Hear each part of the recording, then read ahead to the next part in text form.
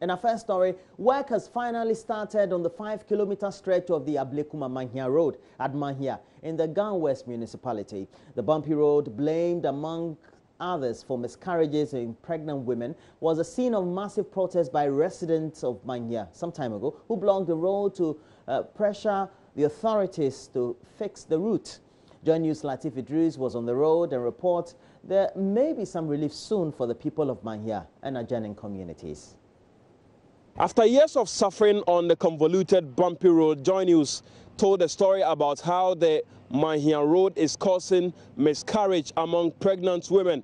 That story was subsequently followed by a violent demonstration by the youth of this community who protested government's inaction on the road. Now, today, it has gotten results. In the background, we can see the earth-moving machine busily working on the road, trying to bring the relief the people have been waiting for all these years. I'm happy now. I'm happy. We are suffering about past 2 years now. Our road is poor. We don't have proper road here. And today we are seeing the difference. About 1 week ago, we have a demonstration here. Yeah. Because of our road is too bad. But now we are seeing the difference. The contractors are starting working on the road. We are happy. In the end, what exactly what kind of road are you looking forward to? Oh, we are expect the asphalt road. Here is the city of the Accra. We are expect the asphalt. Okay. We are part of Ghana. Okay. And if you can get the proper road, asphalt road, we could be happy. The Municipal Chief Executive of Gan West, Clement Lamte Wilkinson, tells Joynews the stretch would be given a bituminous facing in the coming months. I resumed office 2 weeks ago when our people started demonstrating on the road. But if I may say, the municipality have taken about, we are in 30 years now. But in fact, it takes a particular time to do something. And right now, if you see, last week, our people demonstrated on this road that the roads are not good. Therefore, we are trying to do something for them. And as I said, I promised my people that we will surely do something for them. And this is what we have done. As you have seen now, we have is more than about 16 kilometers road, which they demonstrated on it. And right now, we have about 2 days to finish the whole project. Yeah. But what kind of road are we looking forward to? I spoke with some of the residents earlier, and they mentioned that they want an asphalted road. Is this something you are considering? That one can be done, but not now. As you know, the change of government, the road, there's a lot of issues that is pending on it. So right now, we have to hold on for a while. But we can do this for now. This is going to take about 3 months for them to apply the road, which is, I think, is good for them. He later joined assembly members of the municipality to inspect the rather poor drainage system which falls within his jurisdiction. My number one challenge here is my road. That is, you cannot do away with drainage and then go and construct road. No, they move together. It's just like security and lights. They move together because if you construct the drainage without the road, that meaning you haven't done the problem or you haven't solved the issue. The construction work is expected to be completed by Friday. Disability is certainly not an inability, and this is evident in the story we're about to tell you. It is about 20-year-old Bernice Ekpe who would not allow her hunchback or that state to frustrate a dream of becoming a nurse. Although the condition has disrupted her education over the years, she has refused to give up. Ms. Ekpe is one of thousands of young students writing the current 2017 BEC, a step she believes takes her a step closer to the realization of her dream. Joynews Volta region correspondent Fred Kwame caught up with Bernice at her examination center at Adakluwaya and found the following report. 20-year-old Bernice Ekpe was born a healthy child to a farmer couple in Adakluwaya and had no sign of disability during her infancy. At age 6, a hunch started developing at her back, coupled with severe pains in her spine. Her parents quickly took her to the hospital, but couldn't afford the medical bill for her condition to be fully corrected. Benny, since then, pays occasional visits to the hospital for medication whenever she's in pain. Her condition has disrupted her schooling several times, as she's had to stay home for months to nurse her pain. Something here at my back, it always pains me. So if sometimes I don't feel comfortable if I'm sitting down, I always lie before eat or study my books. Because of the pains, I'm not going to school again before the exam approach. But Bernice is determined and wants to become a nurse despite her condition. After passing her mock examination in the Adaklu district, she was registered to take part in the 2017 BECE. She is confident she will get good grades and make her mom proud. Bernice's mother, Victoria, who is a widow, accompanies her to the examination center every day. She says even though she was unable to pay the initial 810 Ghana cedis for tests at the Kolebu Teaching Hospital, she makes sure she seeks medical care whenever she's in pain. I didn't give birth to her in that condition. The hunch started developing at her back at age 6. She was taken to the Whole Municipal Hospital, but was referred to Trafalgar and later to Focus Clinic, where we were asked to do a test at Kolebu Teaching Hospital.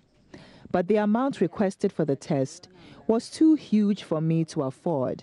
I only take her to the hospital when she feels pains, but the hunch keeps growing bigger. She does everything in a prostrate position and complains about pains in the side and knee, which have affected her moving around.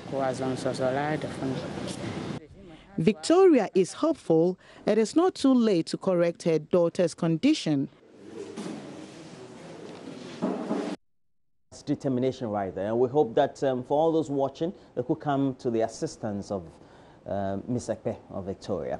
But let's still focus on education, and authorities at the Suke Primary School in the Lambuse district of the Upper West region, they have fears for their lives and that of their pupils who study in a dilapidated school building. The school block, constructed some 63 years ago, has never seen any form of renovation at all. And the school block currently has developed cracks and gaping holes, and student fear it could collapse on them anytime soon if immediate steps are not taken to build them a new structure. Upper West Regional Correspondent Rafiq Salam has more. This is the Suke Primary School, located at the Lambuse district of the Upper West region. It was constructed 63 years ago and has never seen any form of renovation. Watching it from afar, you may have a feeling that all is well, but a closer look at it tells a different story. There are cracks or gaping holes all over the walls. The screeded floor is now partially eroded, exposing the overside concrete. The only thing that one can say seems to be intact in this structure is its roofing. However, its durability is being tested as walls on which the roof is sitting on are on the verge of collapsing. It can simply be described as a death trap, as pupils and their teachers have fear studying under the pre-colonial building. Balebe Basirama Emmanuel is the assemblyman for the Suke electoral area. Where they are currently occupying was built in 1954, and it has become a death trap, which is very, very dangerous to the children. Some few months ago, there was a disaster of that sort down south. So we don't want to wait till such disaster occur before we look for remedies. So we are calling on government now to come and help us before any unforeseen occurrences. Another issue of concern is the increasing number of pupils at the school. The pupils are packed like sardines in the dilapidated structure. Chief of Suke, Yeremenu Zimi George Nwawese, who also doubles as a teacher at the school, stated that the large number of pupils in a class makes supervision and class control difficult. I'm handling class 1 as at now. There are over 80. And how can 80 people be in the class and then effective teaching can be done. There will not be any effective teaching. The people ratio to teacher is not more than 25. Now, if a class is over 80 or 80, how do you manage it? The concentration is not always there. The teaching is not always effectively done. To add insult to injury, a new classroom block that was constructed a handful of years ago was shoddily done and has also started developing cracks on its walls.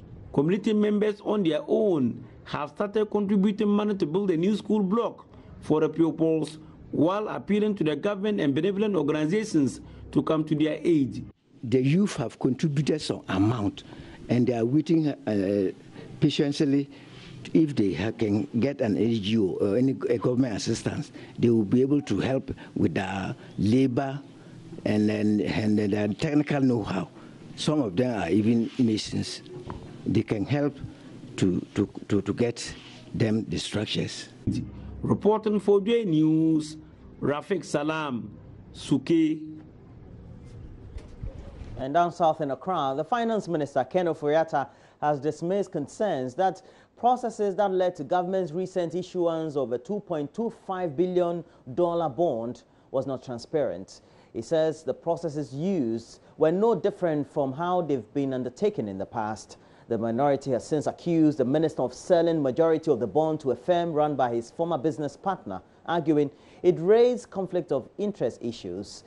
Joseph Opoku-Gapo has more in the following report. Finance Minister Ken Ofori-Atta was in the House Wednesday to respond to a motion that demanded he provides full details of the transaction. Mr. Ofori-Atta told the House the processes leading to the issuance of the bond could not have been influenced by anyone at his ministry. I would like to conclude were CD bonds of 9.7 billion. It was part of the issuance calendar for the second quarter, consistent with the 2017 budget financing plan. The bond participants are no strangers to our bond market, and as a matter of record, have been investing in our local bonds over the last decade. The book building approach adopted is a transparent and competitive process used and established by the previous administration in 2015. The issuance extended the tenor to 15 years. The first, Mr. Speaker, in our history, and certainly, Mr. Speaker, not the last. He adds those complaining about the process leading to the issuance of the bond lack an understanding of it. But Minority Leader Haruna Idrisu insists the deal was not transparent. This is the Parliament of Ghana, the people's representative. He accounts for 2.5 billion plus 1.1, that's 3.6. Where is the rest? Minus 6, minus 9.6. Where is the rest of the 6 billion? How he intends to use it, this Parliament deserves to know. It should come properly. The motion was utilization of proceeds. On utilization of proceeds in paragraph 42 of his statement, all he says, to date, out of the total amount raised, 2.5 billion has been used to reprofile the debt, that's fine. 1.1 billion used to finance the budget, that's fine. So 2.5 plus 1.1. He is not the one to determine expenditure, subject to the control of the legislature. We are saying that the 6 billion, order. 6 billion, we deserve to know how he intends. Formula. Member of Parliament for Boku Central, Mahama tells Joynews the minority will push further to get the issue discussed again on the floor of Parliament for a firm resolution. But strictly speaking, we should all have the documentation. We should be allowed to go back and go and study the documentation. And the side that requested the information because they felt there were breaches, that side will go and study and tease out the issues and then come back with, I haven't seen the documents. So are you ready to push for that in terms of maybe coming by a substantive motion? If I go and then I'm served with copies of the documents, which I expect, people raise issues. People said that there was no transparency. So look at the documents that he presents, evidencing compliance with the requirements of transparency.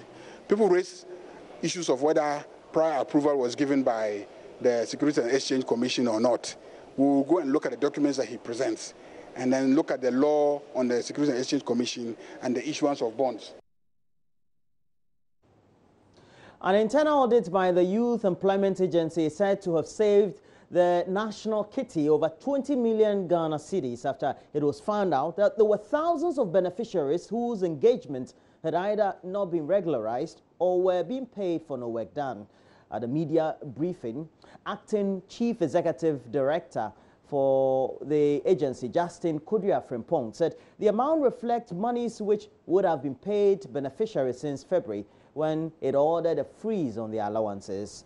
He said further investigations yet to be concluded could save another 30 million Ghana cedis to the national kitty. Hannah Odame has more.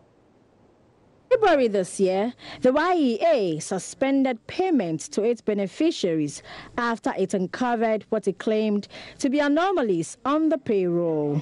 The CEO, Justin Frimpong, at the Wednesday news conference, explained though the exercise took a while, it was worth it. The deletion of the 2,999 beneficiaries from the payroll saved the nation as much as 4,270,800 Ghana cedis for the 4-month duration, that is from February to May this year. In effect, for each month, the taxpayer will save an amount of 1,067,700 Ghana cedis, which would have gone into wrong hands. The investigations also saw the deletion of more than 16,000 names from the program. An internal audit and head count was also conducted in all offices of the authority. Mr. Frimpong says the results were startling.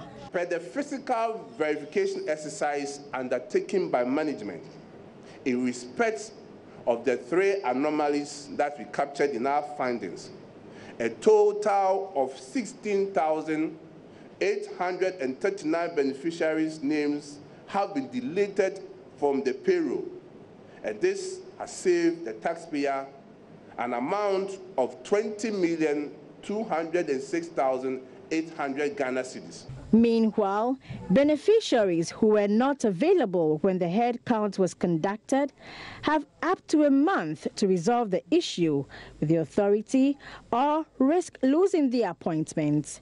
The authority says another 30 million cedis could be saved if the persons involved cannot be validated. 11,512 beneficiaries were without assumption of duty letters. For the 4 months that we suspended the payroll, the amount is 30,814,400 Ghana cedis. We also noted that 14,443 non-existent beneficiaries, meaning they are either ghost names or they have vacated their post. And has given itself a month to address issues regarding their status, because possibly there could be a genuine reason that when we went around to do the head count, a person may be sick or maybe didn't get the information, or for instance, maybe a person has assumption of duty letter but could not bring it. So management has decided to give ourselves 1 month for people with such problems to come forward for us to verify. Recommendations by the authority include measures to make these corrupt acts punishable. In line with this, the Chief Executive Officer sent a strong caution to district officers who connive with non-existent beneficiaries to defraud the authority that they will be prosecuted. For Joynews, my name is Hannah Odame. And before we go, the State Protocol Office has released details about Friday's state burial for the late Major Maxwell Adam Mahama, who was lynched at Dinchroboase in the Central Region. According to a statement from the office, a vigil will be held at the Arakan Officers' Mess at Bema Camp on Thursday, June 8 at 7 p.m. And then on Friday, June 9, the body will be moved to the forecourts of the State House at 6 a.m. for filing past. The burial service will then commence at 9:10 a.m., after which there will be a procession to the Osu Cemetery for interment with full military honors. The final funeral rite will come off at the forecourt of the State House immediately after the burial. Around and say goodbye. Birds will sing no more, and the sun don't shine no more, you turn around and say goodbye. Too much drinking, I'm sinking. May he so rest in peace. But that'll be it for the news updates we have. I'll be joined by Mama Vio Swamboaje in sleek attire today.